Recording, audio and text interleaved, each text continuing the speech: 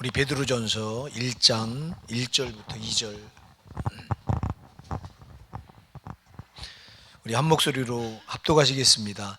예수 그리스도의 사도 베드로는 본도, 갈라디아, 갑바도기아, 아시아와 비두니아에 흩어진 나그네 곧 하나님 아버지의 미리 하심을 따라 성령의 거룩하게 하심으로 순종함과 예수 그리스도의 핏부림을 얻기 위하여 택하심을 입은 자들에게 편지하노니 은혜와 평강이 너에게 더욱 많을지어다. 아멘. 오늘 우리가 오늘부터 베드로전서를 강의할 텐데요. 베드로전서 이어서 쭉 유다서까지 아마 강의하게 될 거예요. 오늘은 베드로전서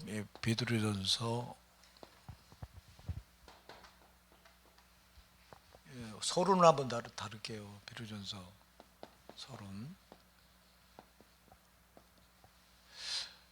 베드로전서 편지죠. 이게 편지 서신입니다. 우리의 서신.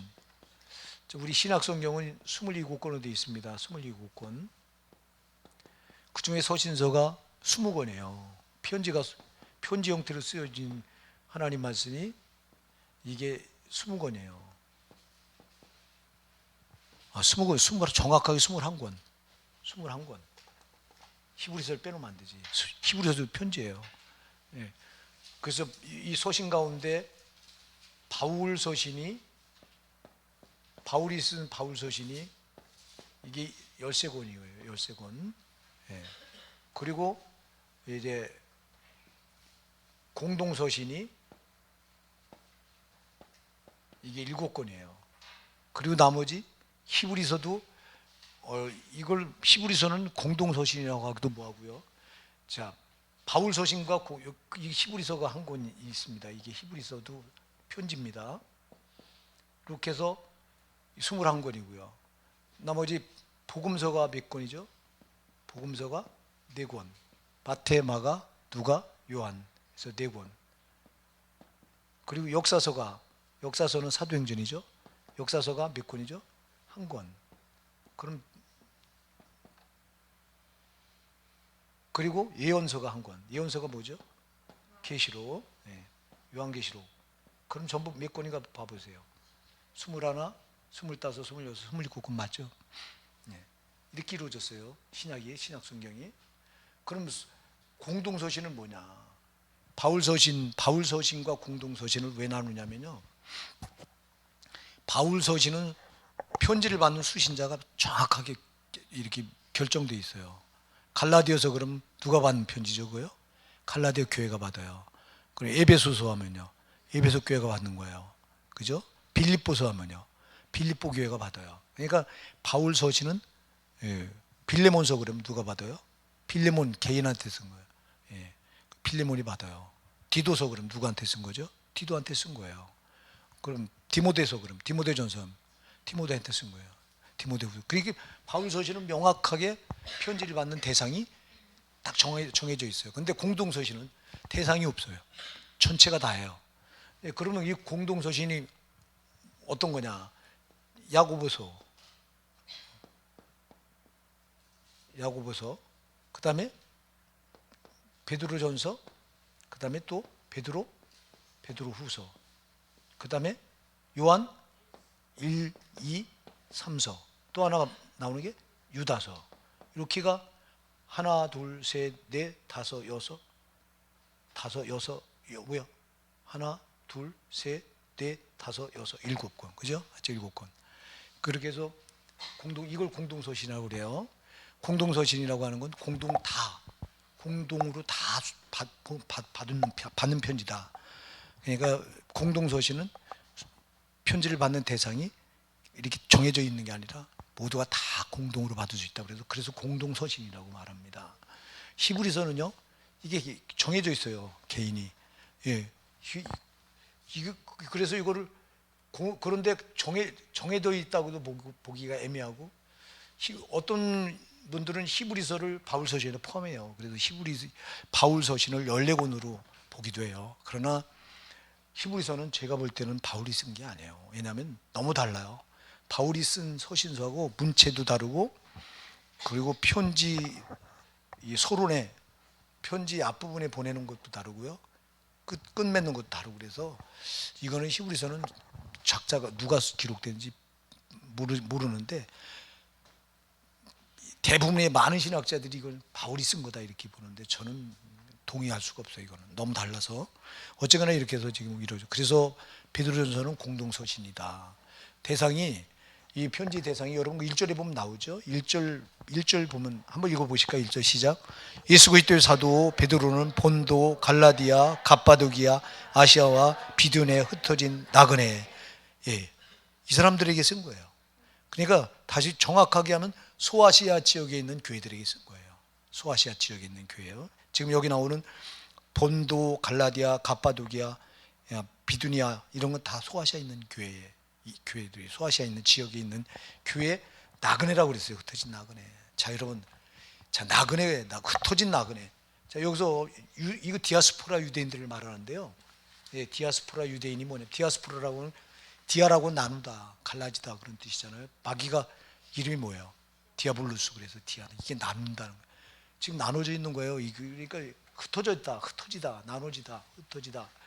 그래서 디아스포라, 흩어져 있는 유대인들인데요. 그 흩어져 있는 유대인들, 흩어진 나그네라고 그랬거든요. 나그네. 자, 이들이요, 디아스포라 유대인데 여기서 언제부터 기원되냐면, 저 남한국과 북왕국 이스라엘과 이스라엘이 둘로 나눠지죠, 그죠? 남한국, 유다와 이렇게 나눠집니다. 이게 언제 나눠지죠? 언제 나눠지죠? 자, 1대 왕이 누구예요? 이스라엘 1대 왕이 누구예요? 사울. 2대 왕은요? 다윗. 3대 왕은 누구예요? 솔로몬. 3대 왕까지 가요. 안 나누죠. 근데 4대 왕이 누구죠? 르호보암이죠.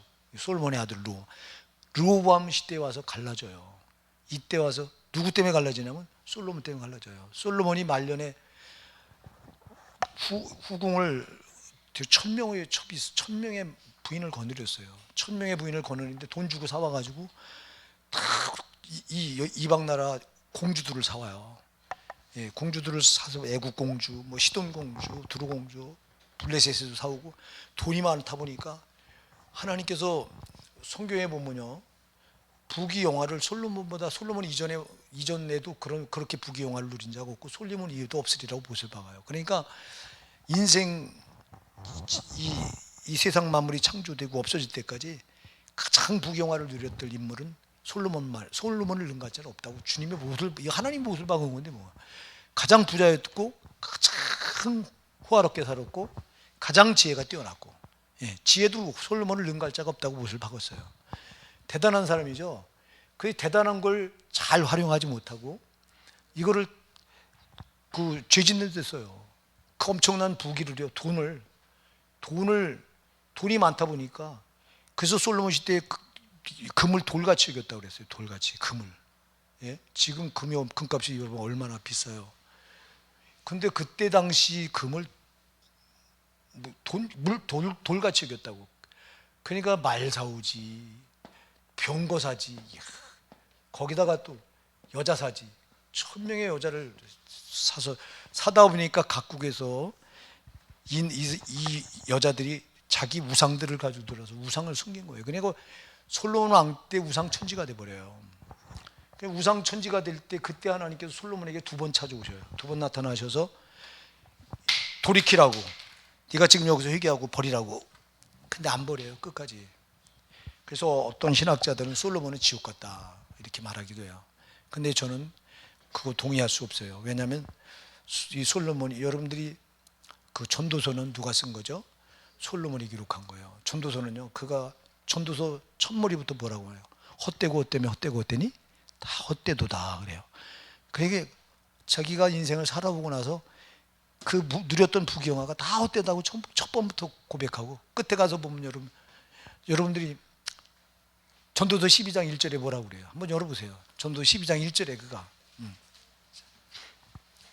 처음에 이렇게 인생을 자기가 잘못, 끝에 가서 이거 회개하는 시입니다.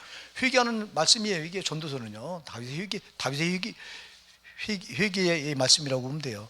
12장 1절, 전도서 12장 1절 누가 읽어보세요. 시작. 너는 청년의 때 곧 공고한 날이 이르기 전 나는 아무 낙이 없다고 할 해가 가깝기 전에 너의 창조자를 기억하라. 아멘. 그죠? 보세요.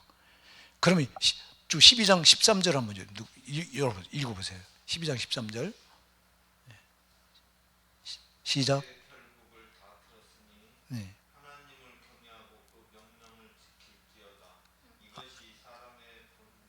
아멘. 이게 결론이에요. 끝에 이게 전도서. 처음에 험하다고 고백하고 나서 그러니까 회개한 거야 하는 거예요.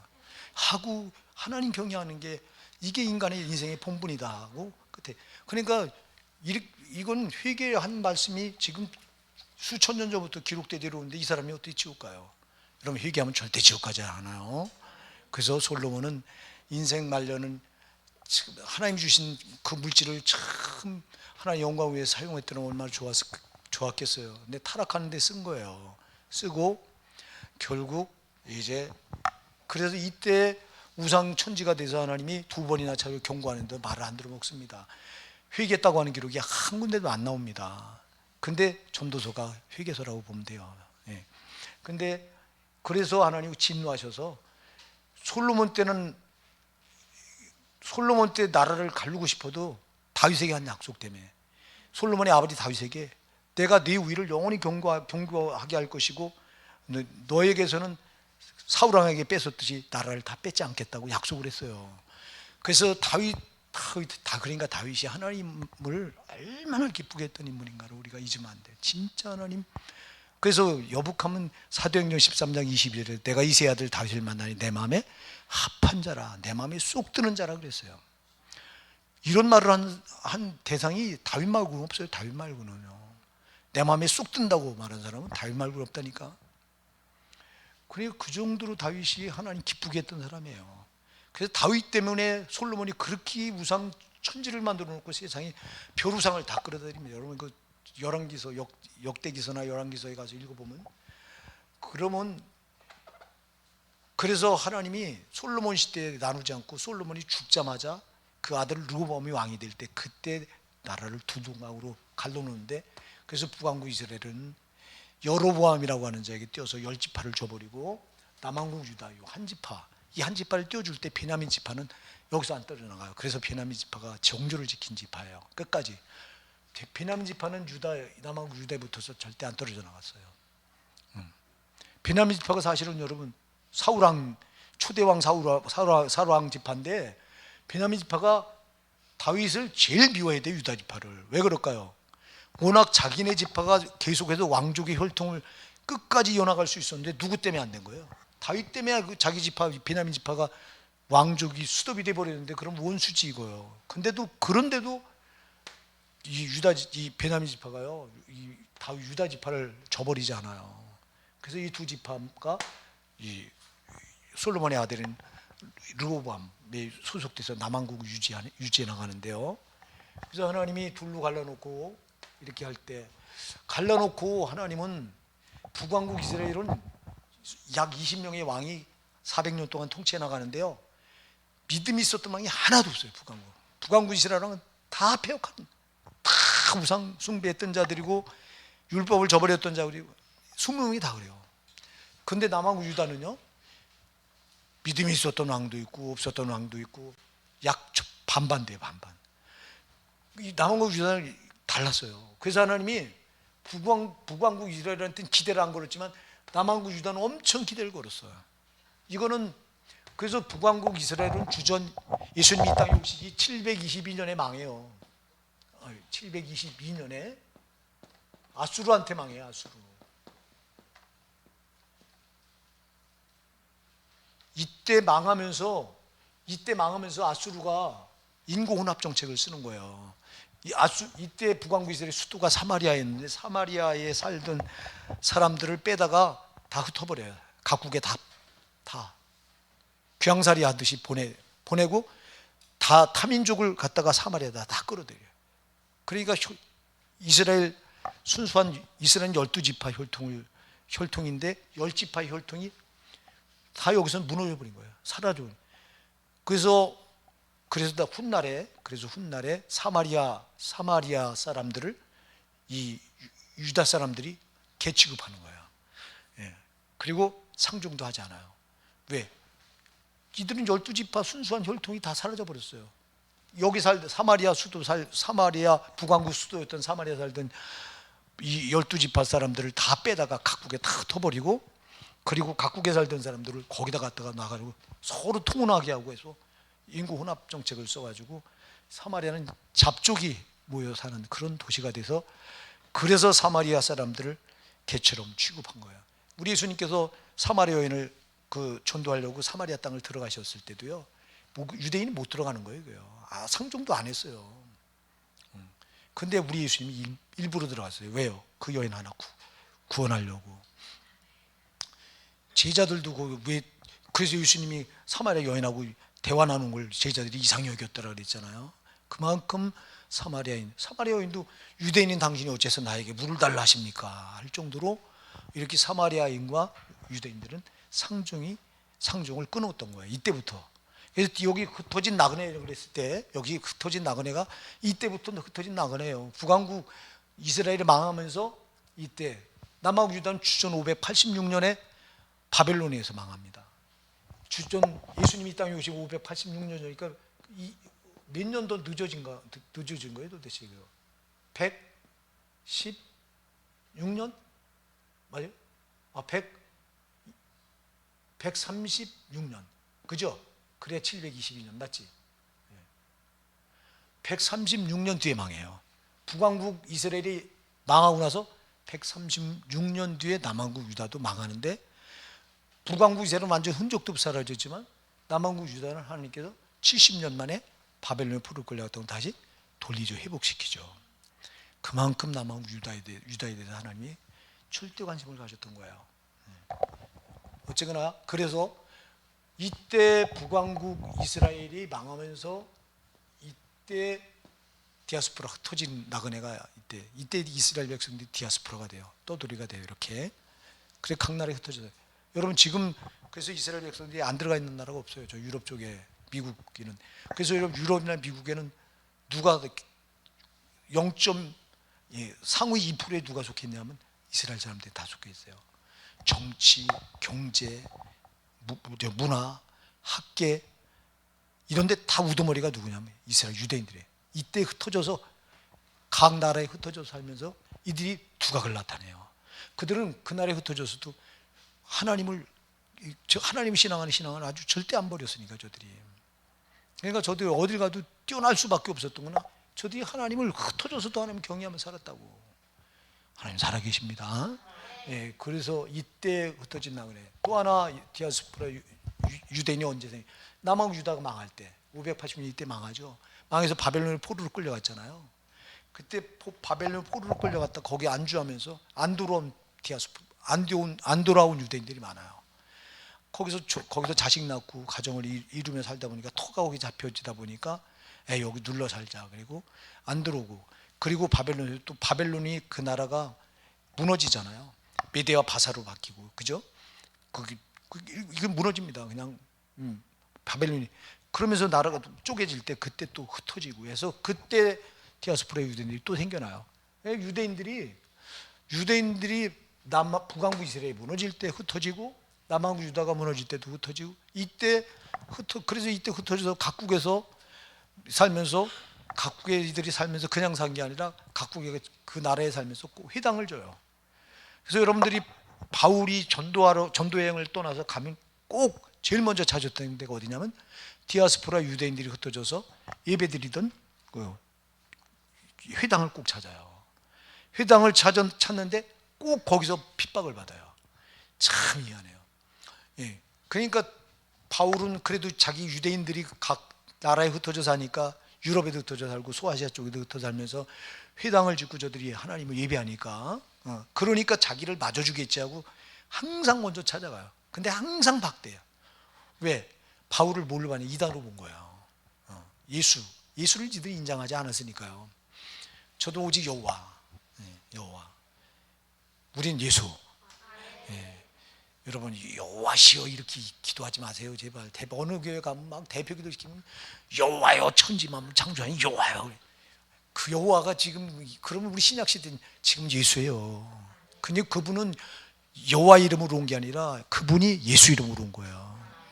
그러니까 여러분 지금 우린 예수를 부르셔야 되는 거예요. 예수. 신약 성경에 여러분 여호와라고 하는 이름 한 군데도 안 나와. 여러분들이. 예? 신약 성경에 여호와 이름 나오는 데 있으면 찾아서 나한테 좀 대줘 보세요. 다 예수예요. 예. 구약엔 여호와지만 만약 그분이 여호와라는 이름을 그냥 가졌다면 우린 구원받을 수 있는 근거가 전혀 없어요. 아, 그분이 높은 데 앉아서 영광만 받으시지. 그러나 그분은 종으로 내려오셨잖아요. 우리를 구원하려고. 그 이름이 예수예요. 예수가 여호와예요. 아멘. 여호와라고 하는 이름이 예수라니까. 우리를 구원하기 위해서 아들 이름으로 온 거예요. 아버지가. 아버지와 아들은 하나다. 아멘. 하나입니다. 여러분들. 예. 다른 분이 아니에요. 그거 이사야 9장 6절에 뭐라고 말해요? 우리에게 한 아기가 낳았고 한 아들 우리에게 주신 바 되는데 어깨는 정사람이었고 그 이름은 기묘자라 모사라 전능하신 하나님이라 용존하시는 아버지시라 평강의 왕이라 할 것입니다. 세상에 우리에게 한 아기를 주셨고 한 아들이 우리에게 태어난 바 돼 있는데 그 이름이 뭐라고요? 용존하시는 아버지래요. 그 이름이 아버지예요. 예, 그분이 아버지라니까. 그러니까 예수님이 아버지예요. 딴 분이 아니야, 한 분이요.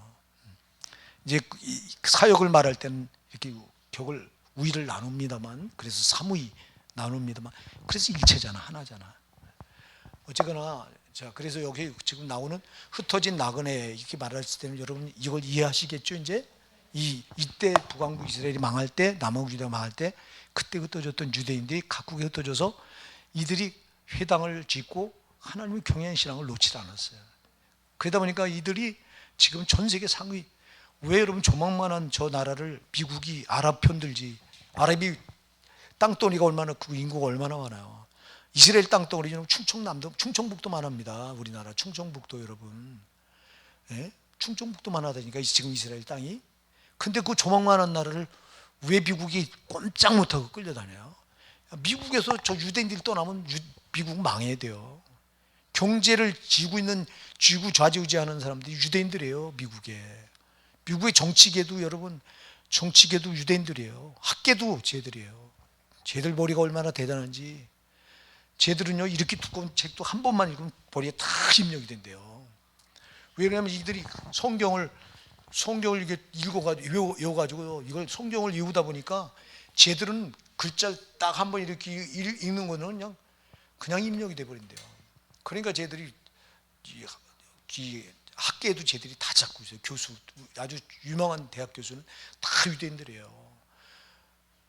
미국만 그런 게 유럽 쪽도 그래요. 그러다 보니까 유럽이나 미국이 이스라엘을 편들 수밖에 없는 게 다 자기 상위 2%가 다 유대인들이 차지하고 있는데, 그러니까 그래서 끝에 가서 결국 전쟁도요 이스라엘과 아랍과의 전쟁인데, 소련 우리가 지금 요한계시록 살펴보잖아요, 여러분. 살펴볼 때 큰 전쟁이 두 번이죠. 그 전쟁이 아마겟돈 전쟁이에요. 예수님 재림할 때 일어나는 전쟁입니다. 예수님 재림하기 전에 지들끼리 싸워요. 북방왕과 남방왕이 연합해, 북방왕이 북방 쪽에 있는 군대를 통솔해서 연합해서 끌고 이 유브라 대강을 건너서 아마겟돈 지역으로 갑니다. 아마겟돈 지역이 지금 이스라엘 지역이에요. 그리 가요. 혹자들 말하는 건 그쪽으로 가는 이유가 석유 때문에 그렇다고 말하는데 모르겠어요. 그것 때문에 그런지 모르지만 어쨌거나 지금 러시아는 이스라엘을 아주 원수처럼 생각합니다. 미국만큼이나 싫어합니다. 미국보다 더 싫어해요. 이스라엘을. 그래서 그 북방인 러시아, 그게 여러분 로스, 메섹, 두바랑 곡과 마곡이거든요. 그게 북방 군대를 이끌고 이 아마겟돈으로 쳐들어올 때 남방은 미국이 머리가 되고 나머지 유럽 국가들이 연합해서 거기서 전쟁이 일어납니다. 그 전쟁이 일어날 때 그때 핵전쟁이에요, 그게요. 그래서 여러분 보면 스가랴 14장, 여러분 14장 12절 같은 데 가서 보면 스가랴 14장 12절 가서 사람이 서 있는데 눈구멍에도 눈이 썩어버리고 콧구멍에도 코가 썩어, 입이 썩어버리고 피부가 살이 녹아내리고 뼈만 남는다 그랬어요. 이게 뭐냐면 중성자탄이 터지면 그렇게 돼요, 여러분. 근데 그걸 중성자탄을 다 가지고 있어요. 지금 소련도 미국도 유럽도. 근데 그런 전쟁이 벌어지는 거예요. 지금 여러분 지금 신문에 보니까 이 푸틴이 핵을 쓰겠다 막 나와요. 여러분 그거 우습게 보면 안 된다고. 핵을 쓰면은 그게 아마겟돈 전쟁이요. 그 이런 전쟁을 하다가 예수님이 재림하니까 이때 이들이 뭐냐, 외계인이 쳐들어온다. 우리가 연합해서 저 외계인을 막아야 된다. 그래서 그때 대적을 하고 하늘 군대와 싸움이 일어나요. 그때 예수님 위에서 나온 이한검을 다 죽여버리겠다고 그랬거든요. 다 죽여. 그리고 거기 짐승과 마귀의 삼일체, 마귀도 삼일체잖아요. 용, 짐승, 거짓 선지자. 거기 짐승과 거짓 선지자, 정치적 힘을 가진 적그리스도가 짐승입니다. 그걸 지금 일루나미티로 봐요. 많은 분들이 지금 숨어서 지금 미국을 조종하거든요. 저 사람들이. 저 일루나미티는요, 역대 미국 대통령들, 경제를 주름잡고 있는 자들 뒤에 다 그 명단이 다 들어가 있답니다. 학계를 주름잡고 있는 자들, 그게 바로 짐승이에요. 정치적인 힘을 가지고 전 세계를 단일화 만들어서 단일화 정부가 나타난다고. 그리고 그 단일화 정부에 빌붙어서 종교 힘을 가진 그 교황으로 보는데요. 그 이 둘이 야합을 해요. 그리고 특히 종교적인 힘을 가진 자가 정치적인 힘을 가진 자 비율을 맞추고 이러면서 전 세계를 지배하는데, 그게 그 우두머리가 누구냐? 그게 마귀예요. 마귀가 지배해서 마귀가 시키는 대로 하는 거죠, 저것들이. 그래서 마귀도 삼일체인데요. 그 짐승과 거짓 선지자가 불못에 던져요. 예수님 재림할 때 입에 나온 이한검으로 다 죽여버리고, 그리고 용은 그때 불못에 안 집어던지고 어디다 집어넣죠? 우리가 새벽기도 무조건에다 또 집어넣어요. 몇 년 동안? 1000년 동안. 그러면 여러분, 이 마귀, 용과 짐승과 거짓 선지자가 사라지니까 이 세상에 악이 있을까요, 없을까요? 악이 싹 사라져. 그러니까 천국 같은 세상이 이루어지는 거예요. 1000년 동안. 근데 1000년이 지나고 나서 다시 한번 마귀가 풀려나잖아요. 풀려나고 나서 마귀는 처음부터 저는 미혹하는 놈이에요. 또 미혹을 해서 수많은 사람들을 제 편으로 끌어들여서 마지막 또 한 번 전쟁이 일어나는데, 그게 곡과 마곡의 전쟁이에요. 예, 그때도 누가 거기 끼어들어요? 곡과 마곡이 끼어들어요. 곡과 마곡이 누구라 그랬어요? 로스, 메색, 두발 왕이에요. 로스가 어디예요? 로스케, 러시아예요. 모스크는요? 로색과 메색은 모스크바예요. 러시아 수도. 그리고 두발은 러시아인 족속 이름이 두발이에요. 그러니까 러시아가 아마겟돈 전쟁 때도 러시아가 주축이 돼서 일어나고, 곡과 마곡의 전쟁도 적어요. 그러니까 저 소련은 러시아는 아주 눈여겨봐야 될 거예요. 그리고 머린 푸틴 저거는 아주 곡과 마곡의 왕이라고 그랬어요. 그러니까 저놈은 푸틴은 저건 아주 우리가 생각할 때 왜 저런 놈이 다 있나? 저건 악의 축이라 저런 놈인 거예요. 그러니까 여러분들이 저 러시아는 끝까지 주목을 해야 돼요. 저 나라에 붙는 나라가 어딘가 여러분이 잘. 김정은이 그랬죠. 소련과 우리 러시아와 우리는 뗄래야 뗄 수 없는 무슨 저것들은 악의 축이에요, 저거. 근데 거기에 우리 또 문거식이라고 하는 분이 붙어서 또 진짜 정신 못 차려요, 여러분. 여러분 그 통성의 자기 임기 중에요, 차별금지법을 반드시 통과시키라고 해서 지금 민주당이 발악을 하고 있습니다. 이거 통과시키려고. 예? 이거 막아야 돼요, 여러분. 금지법이 통과돼가지고, 여러분 미국에서요, 이번에 그 대통령 누구죠? 된 사람? 예? 예, 바이든이 대통령 되고 여러분 조창 기도를 했는데, 대표 기도하는 목사가 세상에 예수 이름으로 기도합니다 이래야 되잖아. 그렇게 못한 거예요. 이 세상에 존재하는 신의 이름으로 기도합니다. 그 기도를 이렇게 맞춰버린 거야. 왜 그랬을까요?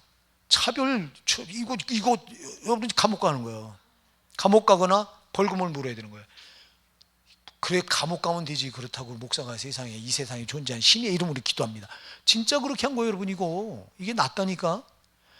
우리나라도 차별금지법 통과되면 그래야 돼요. 여기 황 목사도 이 세상에 존재하는 신의 이름으로 기도합니다. 여러분 있을 수 있는 일이에요, 이거? 이 목사 이거 발로 차버려야지, 이런 거. 이 가짜지, 이거. 이런 일이 벌어지는 거예요, 여러분, 이게. 그러니까 교회 말살시키려고 하는 거예요, 이게요. 문재인이가 이게 처음에 대통령 되면 국가인권위원회를 만들어 헌법 위에다 딱 놔놓고 제일 강조한 게 동성애. 이건 지금 자기 임기 중에 차별금지법이 통과 못되게 됐으니까 민주당 국회의원들한테 이걸 아주 명령을 내려가지고요, 이걸 통과시키려고 발악을 하는데 그 중에 한 놈이 누구예요? 저 불의에 사는 윤호중. 저게 앞장서가지고, 저거 옛날엔 그거 반대했던 사람이에요, 여러분. 이 동성애 철저히 반대했어요. 그런데 문어봉한테 그냥 그걸 하다를 받아가지고 그거를 통과시키려고 발악을 해요. 그리고 지금 정의당하고 야합이 들어왔어요. 이번에 검수완박을 너희가 정의당들이 우리 편 들어주면 너희 저들이 정의당이 주도하잖아요. 차별금지법 반드시 해주겠다. 예. 그래서 여러분, 차별금지법 그 막으려고 지금 우리 촌사님하고 우리 라일자매님 오늘 갔다 오셨지. 우리 사모님 또 황제 집사님도 갔다 오고, 예, 그거 잘하시는 거야. 이건 큰 교회들이 나서야 되는데 큰 교회가 잠잠하고 있어요. 큰 교회가 저들이 문제예요. 작은 교회는 이런 거 대도 작은 교회 할 소리 다 합니다. 우리 같은 작은 교회는. 근데 저들은 저렇게 되면 꼼짝달싹 못할 거예요. 그럼 저들이 막아야지, 되기 전에. 이게 큰일 났어요. 교회가 이렇게 어두워서 그래. 이게 정신 차려야 됩니다, 우리가. 진짜. 예? 지금 왜 여기까지 넘어가냐 이게. 이게 지금 중요한 건 아주 성령께서 막 이거 지금 이쪽으로 넘기신 것 같아. 이 디아스포라 하다가 걸리 넘어갔어요. 디아스포라. 이게 흩어진 나그네. 나그네라고 한 단어가 우리가 중요해야 돼요. 여러분, 우린 나그네 삶을 사는 거잖아, 이 땅에서. 예, 그렇죠? 그래서 여러분들이 베드로전서 2장 11절에 보면 사랑하는 자들아, 나그네와 행 같은 너희를 권하노니 이렇게 말해요. 예. 영혼을 거서 싸우는 너희 육체의 정욕을 제어하라 이렇게 말하는데요. 우리 나그네입니다. 그러니까 이 서신은, 이 편지는 나그네인 우리한테도 다 해당됩니다.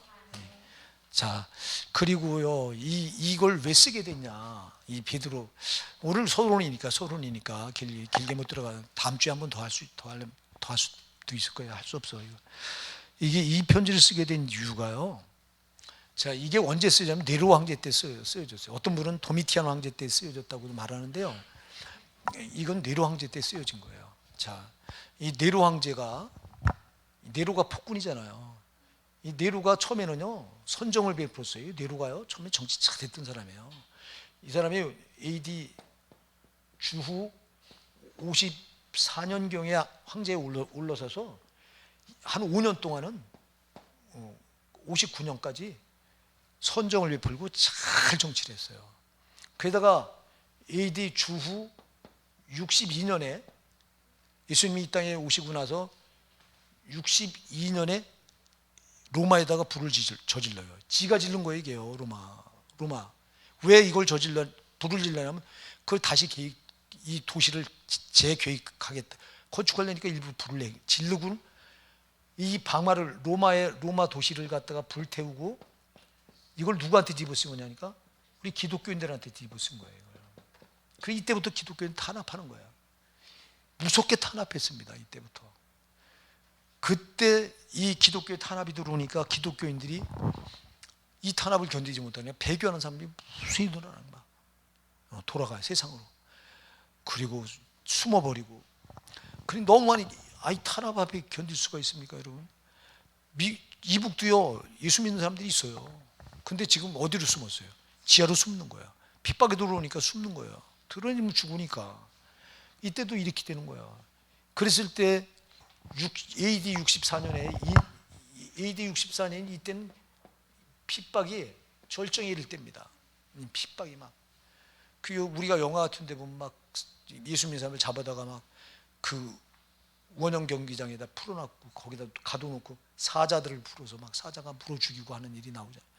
그건 약과입니다. 여러분들이 교회사를 보면요, 이 기독교인을 잡아다가 기름틀에다 짜가지고 그 피기름을 짜가지고 그걸로 귀족들이 정원에 불을 밝히고 이랬어요. 그렇게 아주 비참하게 죽어가는 거야.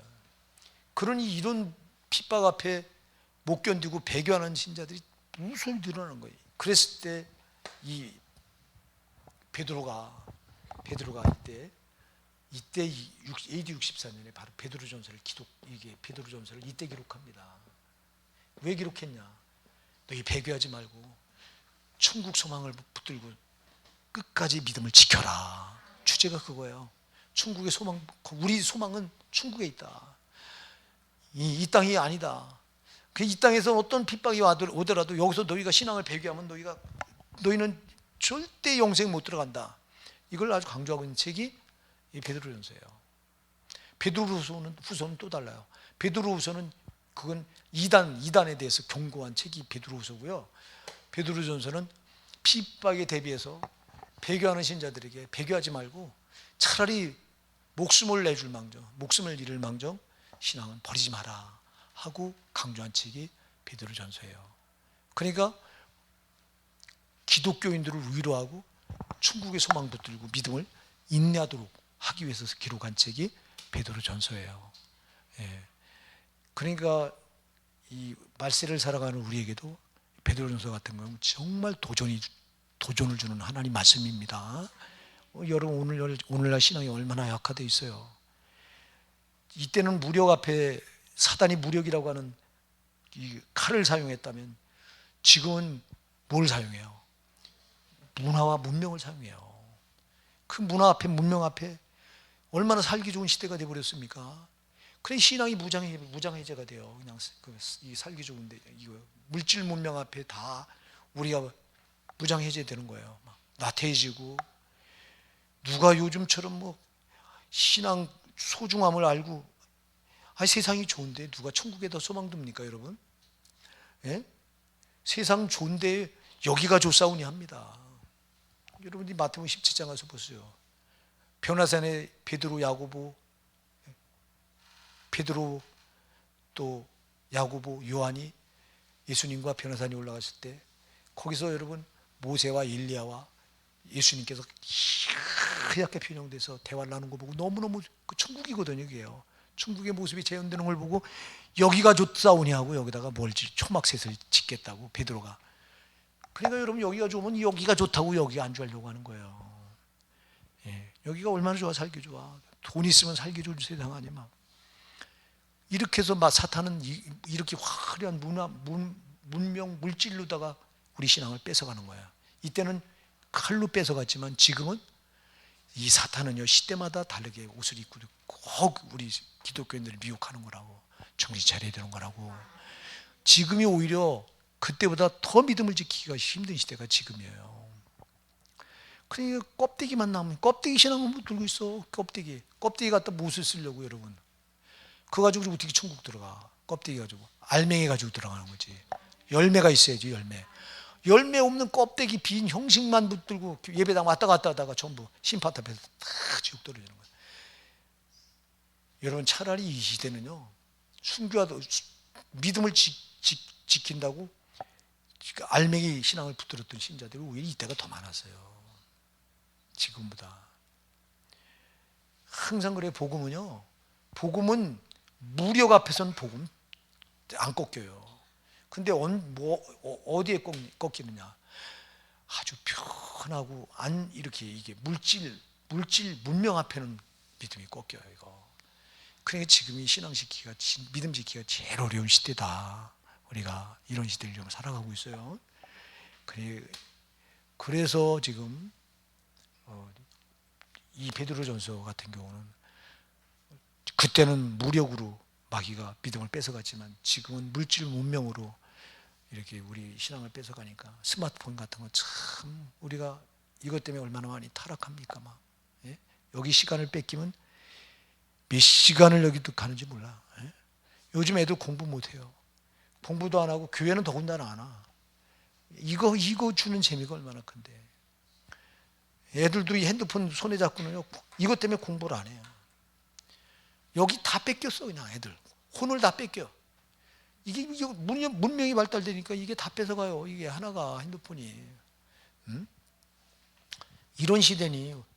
그러니까 지금 우리는 역으로 이 베드로전서에 있는 말씀을 가지고 우리 신앙을 다시 한번 다 잡아야 되거든요. 그래서 이게 참 중요하다. 베드로전서가. 그리고 AD 64년에 이 편지를 쓰고 AD 66년에 베드로가 순교해요. 여러분 영화 코바디스라고 하는 영화 보셨어요? 저는 못 봤는데 못 봤어요. 저는 그거. 그 베드로가 사실은 그때 핍박이 막 로마에서 일어났을 때 베드로가 도망칩니다. 사실은 베드로도 인간이다 보니까 빠져나가다가 누굴 만나요? 예수님을 만나요. 그때 베드로가 묻죠. 뭐라고 물어요? 코바디스, 주여 어디로 가시나이까? 그때 예수님 뭐라고 말해요? 나는 다시 로마로 간다. 이 말 한마디에 그때 오열하고, 내가 지금 뭐 하는 거냐? 내가 예수님 감람에 잡힐 때도 그때도 모른다고 부인했던 내가 또 지금 뭐 하는 것이냐? 그리고 이때 깨닫고 그가 다시 로마로 가서, 그때 감이 나는 예수님처럼 십자가에 똑바로 못 달려 죽으니 나를 거꾸로 매달아서 날 죽여라. 그래서 거꾸로 십자가에 달려, 그것 때문에 이 거꾸로 십자가에 달려 죽었다고 한 전설이 내려와요.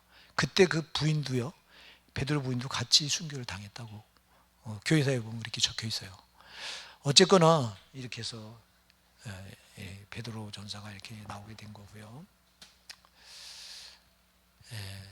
이렇게 하다 보니까 시간이 됐네요.